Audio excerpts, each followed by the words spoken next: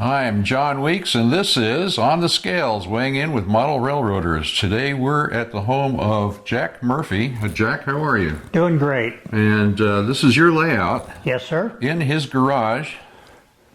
And it's a great layout. It's what we call a point-to-point railroad. You can't run the train in a loop because it goes from point A to point B and they're not connected. They're totally separate from each other. So all you can do is run the trains back and forth. But as you'll see with the layout, it's made up mostly for switching action, so different people that are running the trains can operate their locomotives and move boxcars and all kinds of other freight cars in and out of different tracks, set them out for pickups for the mainline freight trains that run from point A to point B. Jack, how long have you had this layout? About 5 years. 5 years. And is this your first one? No, this is probably number 4. Number 4. Yes, sir. All the same gauge? No, one time I had an ON3, that's O-scale narrow gauge, in between, a couple of HOs, but most of them were HO scale. Okay, and this is HO scale? Yes, sir. 100%. No narrow gauge or anything? No narrow gauge. Okay. Now you said ON3. O is the gauge, N means narrow. What does the 3 stand for? 3-foot gauge. A basic, like I have here, the space between the railheads is 4 feet 8.5 inches. That's standard gauge. Narrow gauge is 3 feet between the railheads, so it's a little bit narrower. Okay, so narrow gauge for HO would be HON3 or like HON2? That's correct. Yes, sir. Okay, very good. Let's see, what else can we talk about? Oh, the layout is based on anything in particular? Well, it's a prototypical freelance railroad. And the years that we have based here are from 1958 to 1963. When I say prototypical freelance, the prototype part of the layout would be ATSF, that's the Atchison, Topeka, and the Santa Fe, SP, which is Southern Pacific, and UP, which is Union Pacific. Those 3 railroads run on this layout. Also, the Sierra Northern runs on this layout, and that is the freelance part. That's, I guess you could call me the superintendent of the Sierra Northern Railroad. Okay, and you have a map of this, don't you? Yes, I do. That just happens to look like this? Yep. Gives you a little bit of an idea of where the different trains run. For instance, Atchison, Topeka, and Santa Fe is the basic prototypical railroad that's on this particular layout. I do run Southern Pacific from Reno, Nevada down to Riverside. It goes through Mojave. Okay. I run Union Pacific, which runs from Bakersfield over through Sweetwater and around and comes in here to Oak Creek. Oak Creek is a typical Union Pacific switching part of the layout. Only Union Pacific is allowed on that particular part. Sierra Northern was founded back in the early 1900s, merged with the Atchison, Topeka, and Santa Fe in about the middle 1930s. So ATSF Sierra Northern Division, that's what the layout is called. Sierra Northern runs a lot. It runs from basically Barstow up through Mojave. This is Mojave over here. Then through Sweetwater, which you'll see on the other side here pretty soon, up to all the way through Reno and all the way up to Alturas. Now, during that time, it also connects with the Southern Pacific at Reno, and the SP will run all the way down to Riverside, like I told you. There's another small interchange with what they call the NCS, that's the Nevada City Southern, okay? And it's part of the Sierra Northern Railroad, and it goes into Grass Valley and Nevada City. Obviously, it's freelance. It wasn't there, but that's part of this layout. So that's basically an idea of what it basically runs up the eastern side of the Sierras. So that's the ATSF Sierra Northern Division. Sounds like an awful lot, doesn't it? But it's all here, miniaturized. Of course, all the boring parts of the railroad have been omitted, so just the exciting parts are what you see here. Now, let's get to the layout. There's a lot of stuff here, and I understand that you not only do the landscaping, but you built all of these structures. Let's back up just a second. Yes, I do most of the landscaping. My wife painted all the backdrops. She's the artist. Kudos Okay. to Mrs. Murphy. Yep. So kudos to hers for sure. Yes, I built most of the structures. A couple of them have been built by some model railroad friends of mine, but 90% I built. Some of them take 70, 80, 90 hours to build. Others not so long. But it's, again, a freelance railroad, so it shows you where different things are on the railroad, different kinds of industries. We just don't pick one. We try to keep it in with the locale. For instance, Mojave has produce sheds. It has cattle pens and fruit warehouses and whatever, and United Grain Growers down at the end. Now, so we wouldn't have like a seacoast scene on here. Okay, so now Mojave is what I perceived as it looked like. This is not exact what it looked like back in 1958 to 63. But this is the largest town on the layout. Sweetwater, which you see in a little bit on the other side. And then, of course, Oak Creek here, which is the Union Pacific. So that gives you a little bit of an idea what we got. Some of the structures are kits.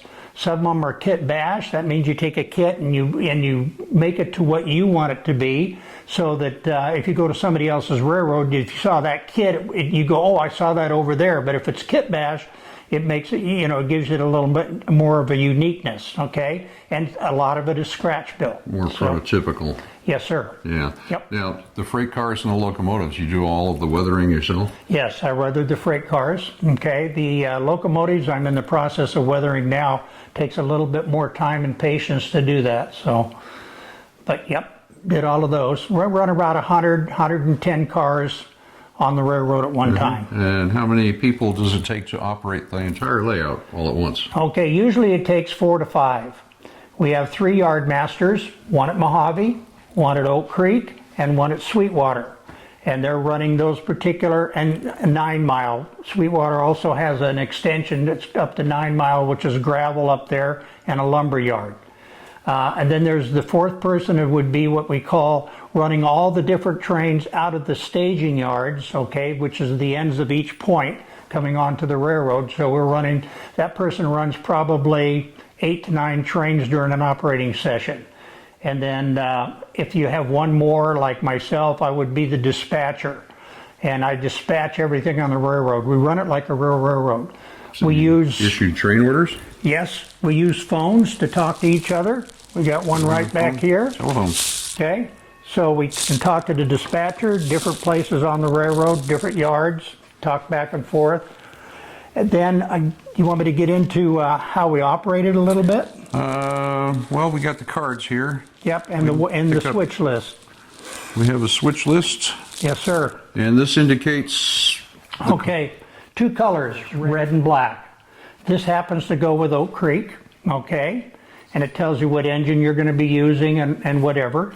And then you take this switch list and you look at all the red markings on this switch list, and it tells you where the cars are at Oak Creek, which ones to pick up and where they go.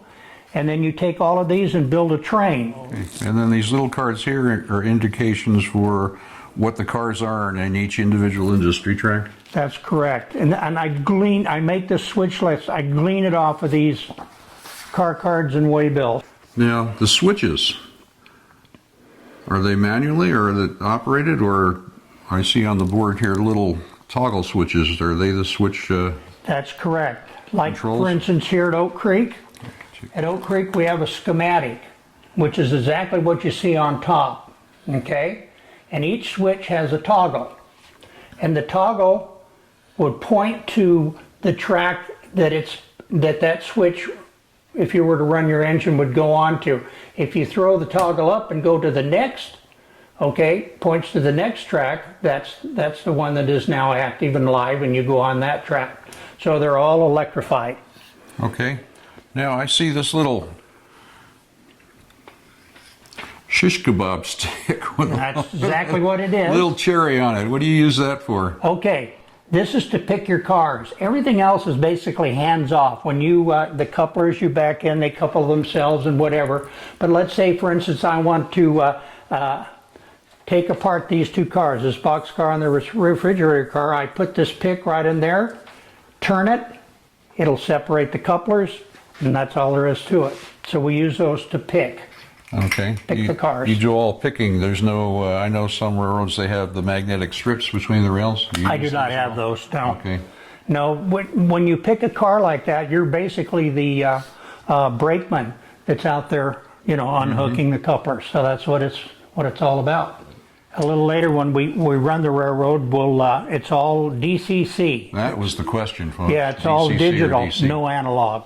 Okay, so, and it has sound, also whistles, bells, everything. Yeah. So when we turn it on and run it, you'll see. One of the innovations that we have for modern model railroading is that with the age of electronics, we're able to put small electronic chips in the locomotives and control them that way rather than having to put electrical blocks on the tracks. It makes it a lot easier, and it also makes it more prototypical of running a railroad, operating a railroad. You can do that. And you get all the sounds that Jack talked about too. So you can hear the engine thrumming and the bell ringing and the whistle blowing and the Couplers engine clanking together. The engine rubbing up and down as it speeds up or slows down. Yep. It's all very impressive. And this is all built by hand, folks. There's no machinery here. This is all manual labor in some cases quite intense. It takes a lot of patience, I would guess. Yeah, what you see under this layout is probably almost doubles what you see on top with all the wires and connectors, and we solder everything. Each individual piece of track, for instance, between here and here, has a drop wire down underneath and soldered to a bus wire. So that everything basically runs real smooth. Yeah. So, hopefully. Yeah, what we're seeing here is the decorated eggshell. That's right. And I would imagine in some of our other episodes we'll actually be able to crack the eggshell and see what's inside. In other words, what's underneath here. Okay. The skeleton, if you would, of the railroad. Right. Okay. Anything else? If I think of something else, we can, by golly, take that up a little bit later. But right now, folks, I think what we're going to do is let you watch some trains running around. Okay, that sounds great to me. Okay.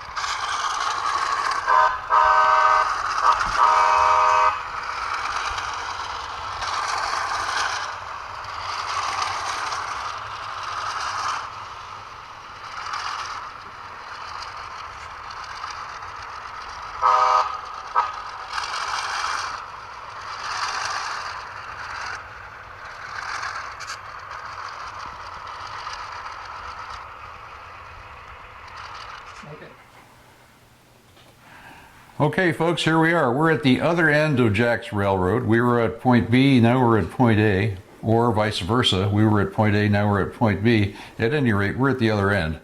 And it's just as impressive as the other side. It's pretty much the same, but really different. And I am, Jack, really impressed with, number one, the backdrops, but mostly the rock structures that's surrounding us. How do you go about doing something like that? Okay, well, first of all, you've got to look at the scene and try to make sure that you work it in with the backdrops and all of that, and your color. But we start with finding a rock out in the wilds and taking latex paint and making about 5, 6, 7 coats, peel it off. Now you have your mold. Then you put dental plaster or hydrocal plaster in the mold, and you have cardboard webbing behind with a overlay of paper towels and hydrocal plaster. You wet it, put it up there, let it set for about 20-30 minutes, peel it off. It's all now white. Now you come back with acrylic washes of burnt sienna, raw umber, Payne's gray, and you work the colors in to go with the backdrop. And then the last thing you do is take a 50-50 solution of India ink and alcohol and spray it on there, and that brings out all the highlights in your crevices and everything. Amazing. So it looks like real rock, even though it isn't real rock. It really looks like real rock. And it was molded from real rock, so there you go. Yep. It's amazing. It's impressive. Every model railroad that I've seen that has rock, it just impresses the heck out of me. It's amazing. It's a lot of fun. The camaraderie is great. Everybody, there's a saying among model railroaders, it's your railroad. Everybody builds it differently, has different ideas how to do things, and you don't critique that. You go over there and have fun, operate the railroad. It's not playing with trains, it's operating a railroad. But everybody has their own special interests and ways they want to build things, and so that's what makes it unique and fun. Yeah. Okay, Jack, we were talking about how you put the rock together and created it and all, and we have a tremendous view back here of the mountains, so why don't you describe starting over here and going around what we see, and how long did it take you to create it? Okay, the first part of the railroad that you saw at the beginning when we started is high plateau desert area. My wife painted all of these backdrops, and the transition area is right in here from high plateau desert to the Sierra Nevadas. And then she worked up all of this in here, and all of it's done in oil. And so, you know, she's just a tremendous artist, and I'm very, very grateful and blessed to have her, you know, as a wife that likes to do these things. And it also continues over on this side over here. So now I noticed that over on this side here, there's a mixture of trees, and as we pan around counterclockwise, it becomes more or less just pine trees. Is that a lot of pine, quake and asp, just starting to turn. It's like about September, October. This particular month of the railroad, so we got some yellow one coming in there. The pine trees, like these bigger ones here, are made out of cedar shingles. They're already tapered. You cut them, you sand them down, you use a wire brush to make the bark on it and everything, and then you go to and get some caspia like at the different floral places, and each one of those are put in individually. So you drill a little hole, put it in there, then you spray it on there, and then you take the heaviest hairspray you can, spray it on the caspia there, and then I've got an old osterizer that I got at a thrift store, grind up a bunch of stuff and flock it on there, and now you have your pine tree. There you go. Yep. Okay, thank you. Well, folks, there you have it. This is Jack Murphy's layout, his fourth layout, and it's a mighty fine layout. Well, I hope you enjoyed watching his trains run around and Jack's explanation of things and how he built it and how it came about and what it all represents. Jack, I want to thank you very much for allowing us to come into your home and do this for the public. I'm John Weeks, Jack Murphy. This is On the Scales, weighing in with model railroads, and ta-ta for now. Happy railroading.